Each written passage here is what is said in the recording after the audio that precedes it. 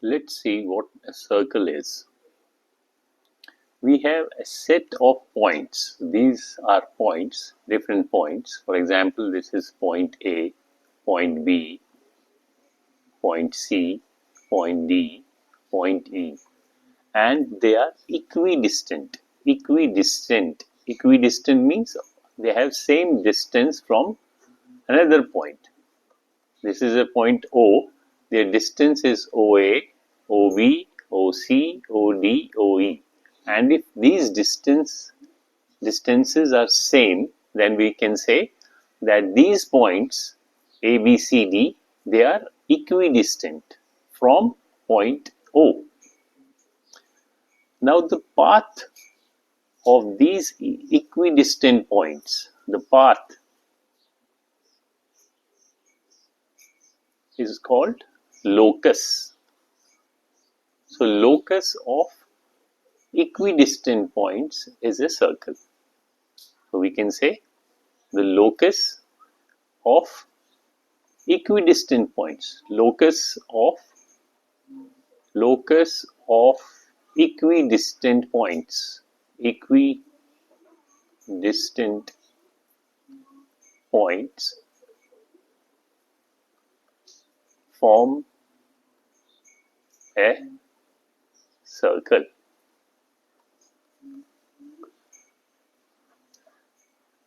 The locus, the path of these points, they form a circle. So this is a circle. This point is called the center, and this is your circle.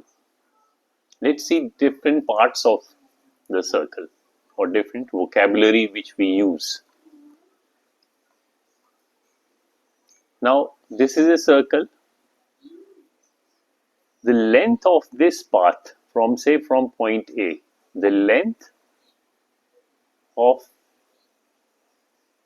this circle is called circumference.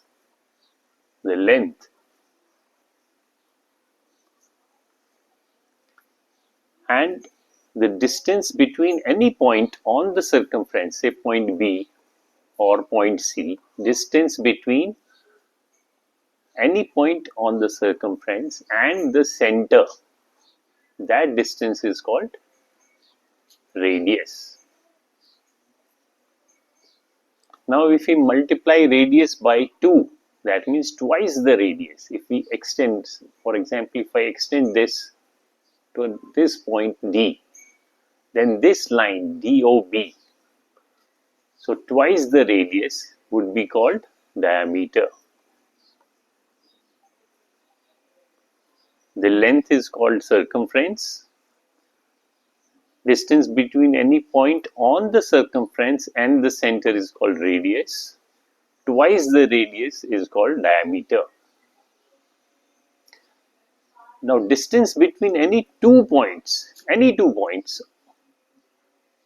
on the circumference, for example this distance or this distance or this distance, the distance between any 2 points on the circumference is called chord.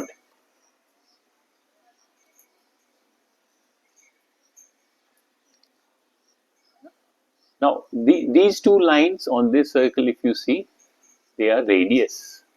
So radius in plural is called radii. If it is more than one radius, we call it radii. Another term is segment and sector. You have to understand what is a segment and what is a sector. The area between a chord, now this is a chord, and part of the circle, this is a part of the circumference. This area of the circle will be called segment.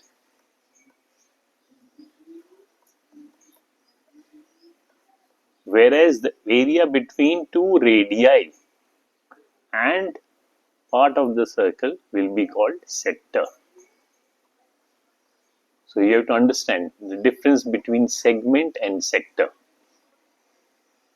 Okay, so we have seen radius, diameter, circumference, chord, segment, sector.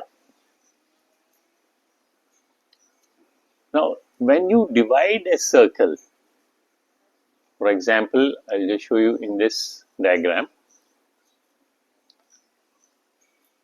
AB is a chord, so it divides the circle into two parts. This becomes a segment, and the other part, this also becomes a segment. So the bigger one would be called major segment. Major segment. And the smaller portion will be called minor segment.